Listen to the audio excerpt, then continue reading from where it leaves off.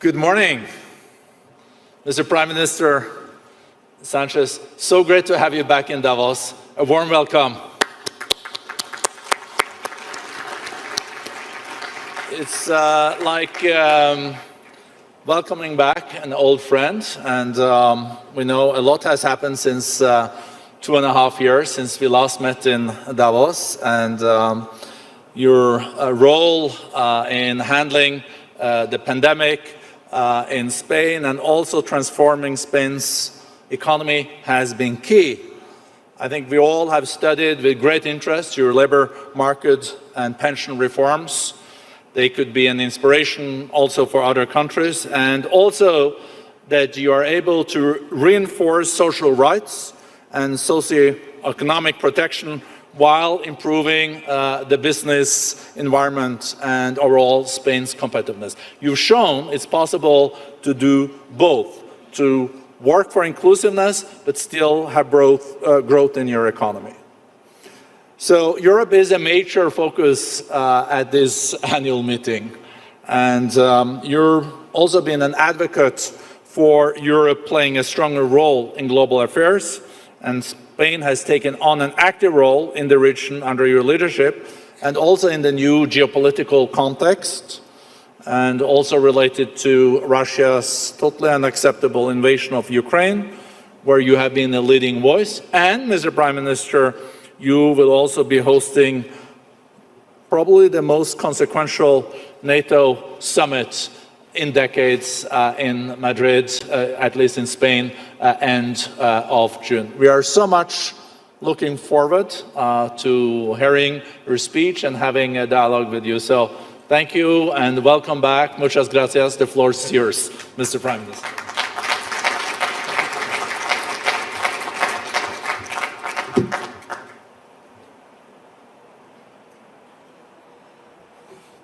Thank you, Borg, and many thanks to the World Economic Forum for this opportunity to address you today. It is both an honor and a pleasure to be back in Davos after the COVID-related hiatus. My dear friends, I was still a teenager when the Berlin Wall fell and the Soviet Union collapsed. The decade that followed was defined by Fukuyama's thesis on the end of history. Liberal democracy and the market economy had prevailed, and there was no way back. That's how my generation grew up, thinking that economic growth, interconnectedness, freedom of thought and speech, and human progress were just as predictable as they were inevitable. Now in 2022, we know well that liberal democracy does not come naturally. It requires considerable effort and nurturing. And the end of history is nowhere in sight. As I speak here to you today, Ukrainians are fighting for freedom and democracy, not just theirs, but also ours. We never thought that we would see again such horrifying image of bombing and massacres on European soil. Names like Bucha or Mariupol have become synonymous of barbarity and war crimes that cannot go unpunished. I can only reaffirm the admiration that I dare say all of those present here today, feel for the courage and the dignity of the Ukrainian men and women in the face of Putin's aggression, brutal aggression. Today, they embody the true defense of our common European values. This illegal, irrational, and unjust war is causing suffering and despair in Ukraine and beyond. We are witnessing the largest human exodus since the World War II, with over 6 million people fleeing the country and a further 8 million internally displaced people. But this is not just a local or even a European conflict. This is a major international crisis with consequences for all of us, regardless of where we come from. And we must be fully aware of what is ahead of us. The Russian invasion of Ukraine has triggered an unprecedented global food crisis with dramatic consequences for the most vulnerable countries, individuals and families. According to the UN, 1.7 billion people are at risk of poverty and hunger. The countries most dependent on food imports face unprecedented shortfalls while their populations are suffering the effects of record food prices. At the same time, some countries are adopting unilateral trade measures, making it more difficult to meet global demand. Food insecurity is a catalyst, we know all of us, for social instability and often armed conflicts. Therefore, it is, I would say, imperative that we make every effort to restore food production and the trade system and achieve food security for the most vulnerable. And Spain will do its part. I want to take, my dear friends, this opportunity to reaffirm my country's support for Ukraine and our resolve in helping ensure that Putin does not achieve his goals. Spain has, as you said before, again set an example of solidarity. Ukraine can rest assured that we will welcome Ukrainian refugees in our country, now totaling well over 100,000 for as long as needed. We will also continue to back, as we have done so far, the thorough sanctions against the Putin regime and providing humanitarian aid and assistance to Ukraine. Our support is firm and unwavering because we know what is at stake. The territorial integrity of a sovereign country that lives, dreams, and well-being of its citizens, and the cause of international law, of liberal democracy, and of course of the European Union. Make no mistake, Putin's brutal aggression against Ukraine is also a direct attack on the European Union and all it represents. By responding with unity, as we did, and determination, the European Union is not only defending the basic principles of the international order, it is preserving the very values that underpin it since its foundation. Clearly, the last couple of years have been not easy for the European project. First, Brexit. Second, COVID. Hit us hard. And now we have to deal with the consequences of the war in Ukraine. However, the bigger challenge, the more resolute our reaction. Throughout these trying times, we always went for further integration, to unite and therefore not to divide, to make our common project, the European Union, stronger.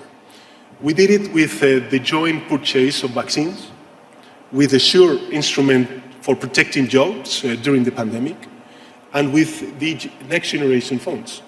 Now we are doing it again in our response to the war, with an unprecedented sanctions designed to maximize long-term costs to the aggressor, and ensuring that Putin's vision for Russia and the world does not win from this war.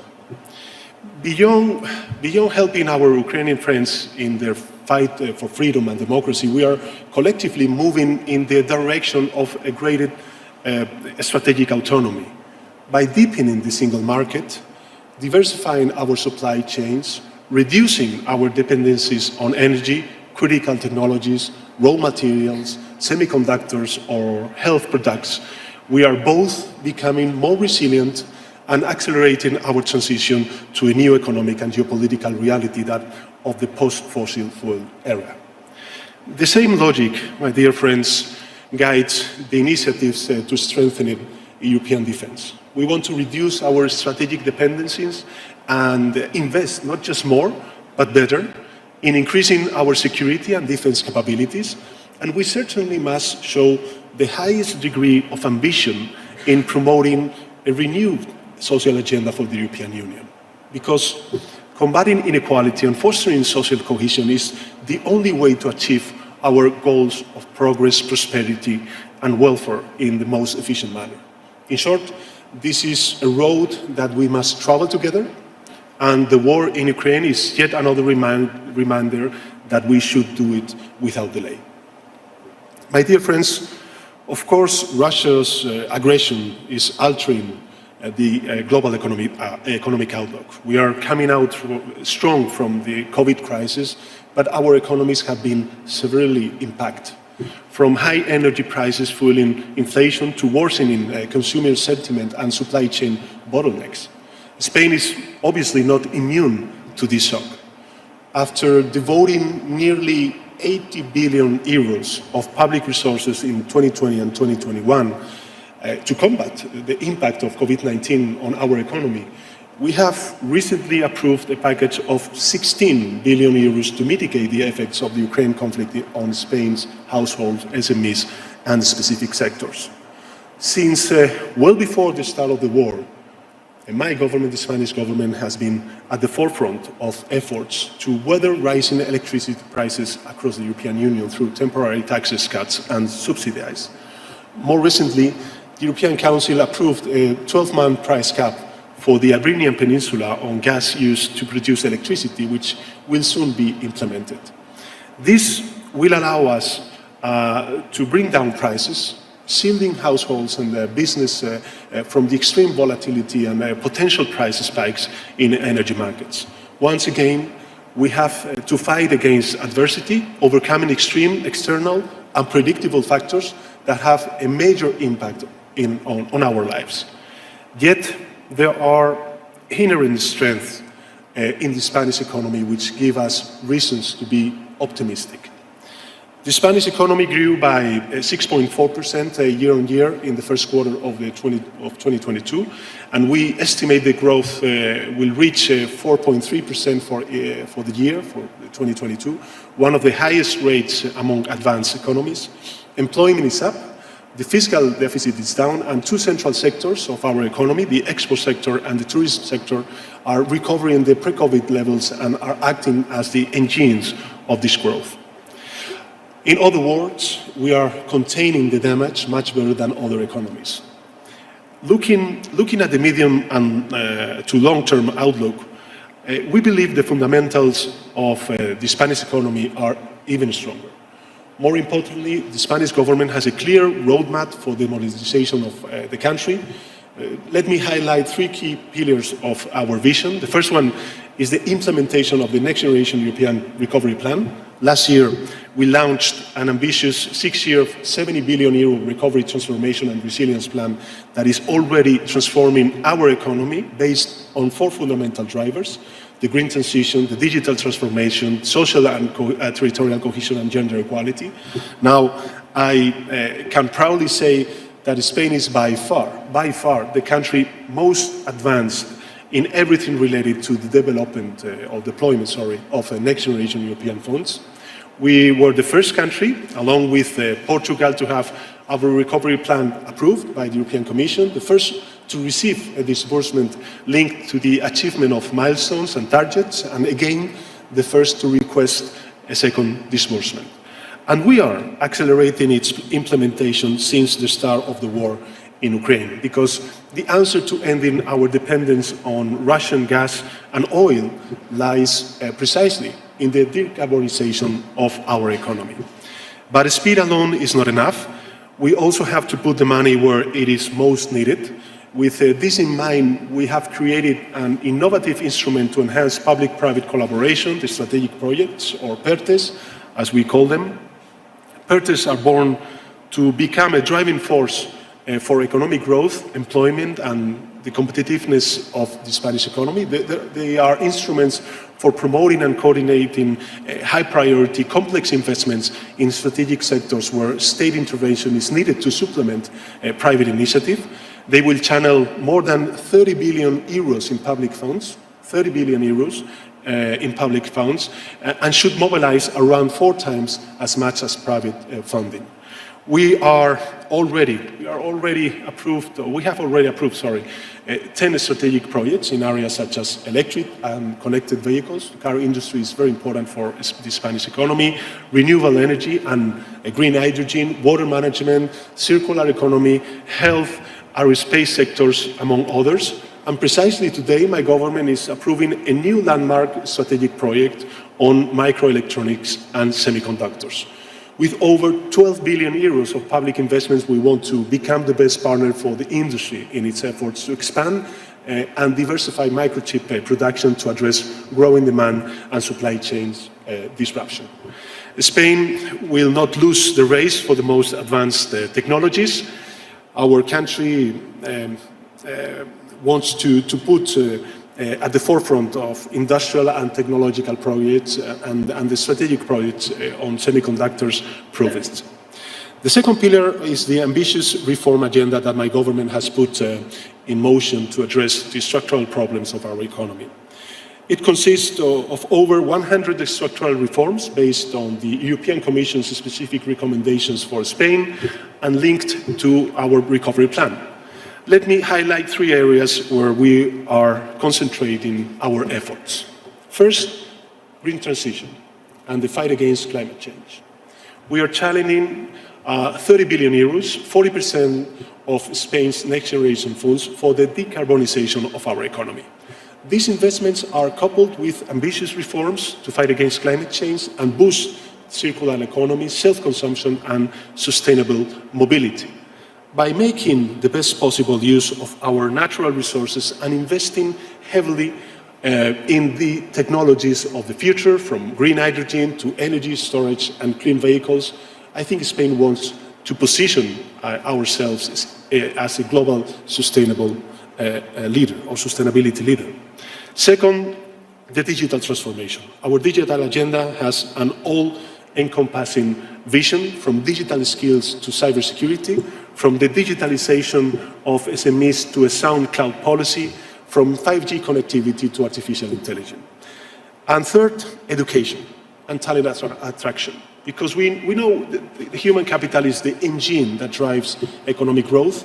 We are reforming our education system from top to bottom, from boosting preschool education to a major expansion and modernization of our vocational training system, from university reform to a new science law that will provide adequate incentives and double the amount of funding to research, development, and innovation. And finally, as an overarching pillar of our reform agenda, we set our sights on the provision of quality, stable employment. Thanks to a labor market reform negotiated and agreed by employers and trade unions, Spain is well on track to correct the endemic defects of its labor market, which are precariousness and temporality. With the previous law, only 1 in 10 new contracts were permanent. Today, there is 1 new permanent contract for every new temporary contract. The job creation rate is at 5% year on year. Both youth and women's unemployment rates are decreasing at a steady pace. And for the first time in history, there are over 20 million employed people in Spain. More public investments, better education, more jobs and better jobs. In short, more opportunities for everyone to thrive. Because the best political or social policy is one that combines quality employment opportunities for society as a whole with a strong welfare state that protects those in need. And these are not just receipts for a country like Spain. We truly want to preserve a way of life that has been an aspiration for hundreds of millions of people. This means quality jobs for everyone. This means economic opportunity for everyone. But it also means fighting against tax avoidance and unfair tax practices, both at home and abroad. It means being brave enough to truly provide the opportunities that emerging economies desperately look for. We should not be afraid to truly invest in the human development of these communities, go beyond the financing of infrastructure projects, crucial as they are. Long-term engagement and inclusivity are the best possible medicine against authoritarianism and nativism, both at home, among our citizens, and elsewhere. My dear friends, what we are witnessing is not just a reminder that history did not end 3 decades ago. We are witnessing the end of the age of naivety.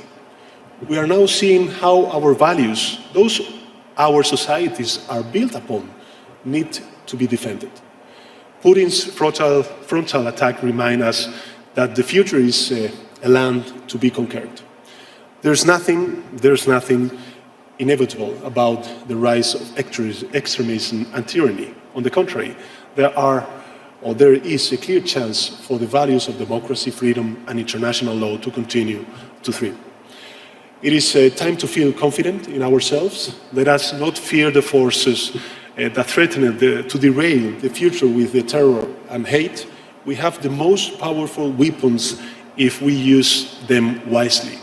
Because democracy, multilateralism may get messy, noisy, imperfect on occasion, but we know they are the only road to peace and freedom in the long term. George Orwell once famously wrote, and I quote, "Who controls the past controls the future. Who controls the present controls the past." My final message for you today is that we must be brave about the present, not to control the past, but to earn the future. The time for complacency is over. If we stay determined, reason, freedom, and democracy shall prevail. Thank you. Gracias.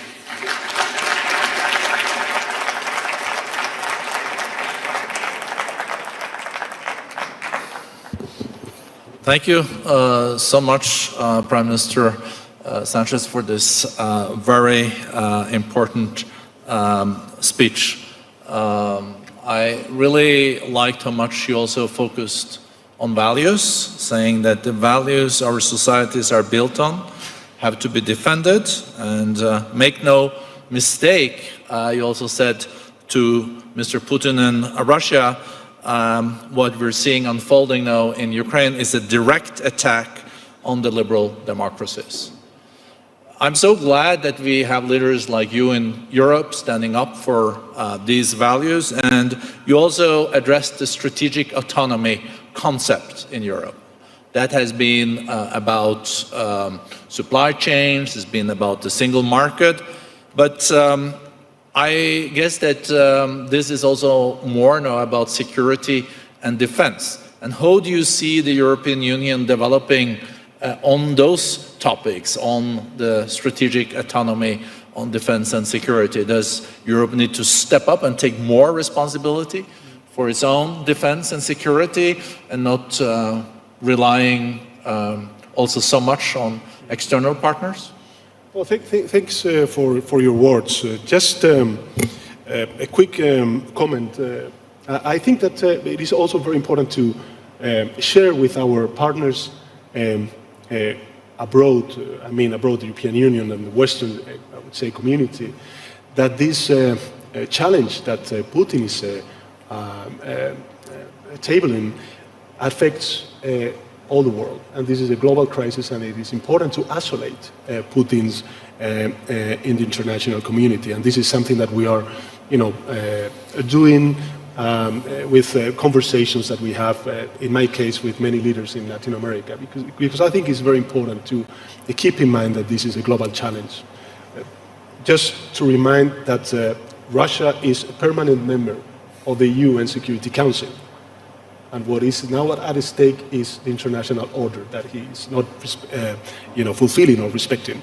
But going to your question on strategic autonomy, I think that Spain was, together with Holland, the first country to launch a non-paper to define what are the characteristics of this new, let's say, expression, strategic autonomy.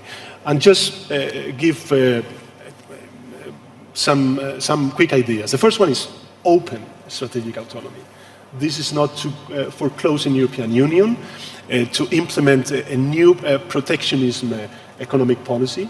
It is the contrary. I think it's very important to open European Union to create new ties on trade with other regions. For instance, why not with Latin America? I think this is also very important, and this is a huge opportunity for the European Union. So open strategic autonomy. Second, I think that not only because of the war, but also because of the pandemic, the Europeans, we realized that we need to reduce many vulnerabilities that we have. For instance, on health products. And that is why I think it's important to reduce our vulnerabilities and to increase our resilience.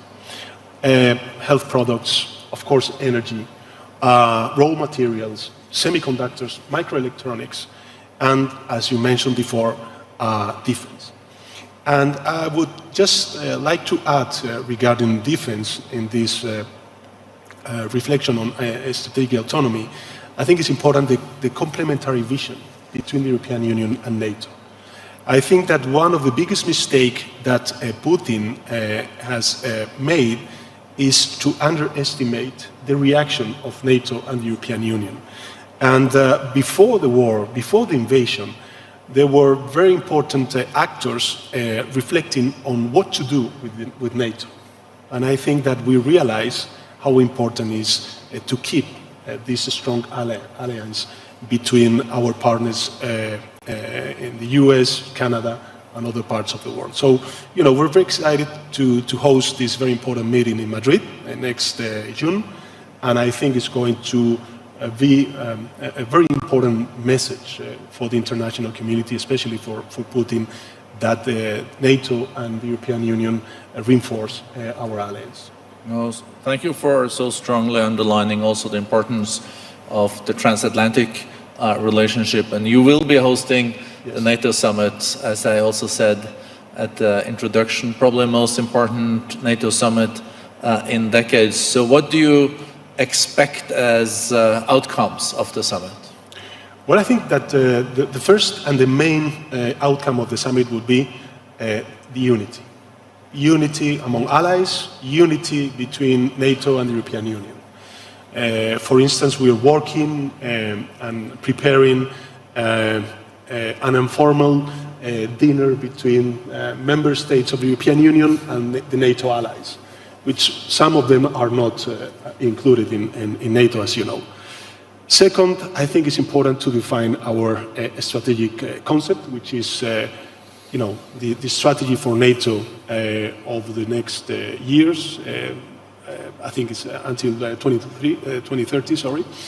And from us, from Spain, it will be very important to have a strong message on the southern flank. It is important, of course, to face the challenge on the eastern flank that Putin is, tabling. But I think it's also very important to keep in mind this 360 degrees strategy of NATO, and to develop this idea with a strong message of the southern flank security concerns that we are also facing in some sub-Saharan countries. And finally, of course, we are going to welcome 2 new countries in NATO, and of course, I think this is also very important for the European Union stability and for the NATO future. So Finland and Sweden will be there in Madrid? Yes, of course, of course. And you see, as President Biden, you see a clear track for them for membership? Well, I can only speak from, as Prime Minister of Spain, but so far I think that the ambience or the environment and of course, the political will of the allies is to welcome these 2 countries. And of course, in Spain, we are going to accelerate all the parliamentary process in order to fulfill with our commitment with these 2 countries that are, of course, very important, not only for NATO, but also for the European Union stability. There are big democracies, very well established and consolidated democracies, and of course, I think it's also very important for NATO and the European Union to have them on board as NATO allies. Well, thank you. And I wanted to come back to also the reforms that you are undertaking in Spain. You're not complacent when it comes to climate change and the green transformation, also the new technologies, and also the labor reforms. So what is the success recipe behind the rebooting of the Spanish economy? Because unemployment is going down, you also see more investments, growth is back, and you have also been able to do this with launching new reforms. Many economists say it's not possible to start with those labor reforms and pension reforms and then create growth. First you have to do the growth, but you have combined this. Can other countries learn from your example? Well, we are happy to share our experience with the rest of the countries, but I would say that, first of all, the economic response from the European Union during the pandemic was outstanding, because there was actually an alignment between the monetary policy and the fiscal policy. And this is something that we have to keep in mind when we regard and we face the terrible consequences of the war for Europe. Second, I think that it is important the political message that we send with the mutualization of the debt at the European scale, because that provides countries like Spain and others the means, the instruments to transform and modernize our economy. For instance, on green transition, as you mentioned before, and of course digital transformation of our economy, our enterprises, and of course citizens. And this is something that we are profiting. We are profiting on investment, but also on reforming our educational system, as I mentioned before, our energy system, or of course, I would say the public administration reform, and of course labor reform and pension reform. On labor reform, I think that the outcome and the figures that we are now witnessing on the Spanish economy are very impressive and very positive, and it also gives reasons to those of us that really defend that there's not a trade-off between job creation and quality of jobs. At the end of the day, one of the major challenges that my economy, my country, Spain, has is to increase productivity. And productivity is related, of course, to precariousness and temporality. And this is something that we are facing with this new labor reform, which, by the way, was agreed with the employers and the trade unions. And I'm always thankful for the commitment with their country in very difficult moments as the ones that we faced with the pandemic and now with the war. I think it's also a question of the legitimacy of a social market economy that also wealth trickles down, because we have seen growth, but the legitimacy is also based on inclusion. But coming back to... Absolutely, and I think it's also very important to keep in mind that sometimes politics is overestimated. It's very important to have the private sector on board. I think one of the major lessons that we learned from the pandemic and nowadays with the war is the need to create this public and private partnership. This is what we are doing when we are, creating these strategic projects, the PERTES, because indeed, at the end of the day, the private sectors also need the commitment from the public administration. And this is something that I'm, very thankful to the private sector, many of the companies that are here in Davos. And I think that, we have good fundamentals, very strong fundamentals, sorry. And this is also thanks to the participation of our employers and big companies of our economy. Well, thank you for that, Mr. Prime Minister. I think you're preaching to the choir, but you're also walking the talk, because we have seen the power of public-private cooperation on climate change. We're seeing companies now pledging to go net zero, companies also taking the ESGs very central. I think more and more companies also see, if you want to attract talent, you have to be in the forefront of these very important values. And I think it's also very important to reaffirm this commitment today, because perhaps for some leaders this war could be used as an excuse not to fulfill with their commitments on climate. And this is also something that we have to keep in mind. And definitely Spain is committed with these climate goals, with the Agenda 2030, and of course with the mitigation and adaptation to this global threat, which is climate change. We shall not forget that for climate change we don't have a vaccine. And for that we need to strengthen multilateralism and of course not to forget the biggest threat that we have ahead of us. Well, thank you so much for underlining that, no vaccine against climate change. That's going to be hard work and decoupling, yes. And also introducing the freedom fuels. Absolutely. And I think you're doing well on the freedom fuels. Yes, actually, well, I think that since, we started 4 years ago, together with the enterprises, with the private sector, to draw and to imagine energy transition in Spain.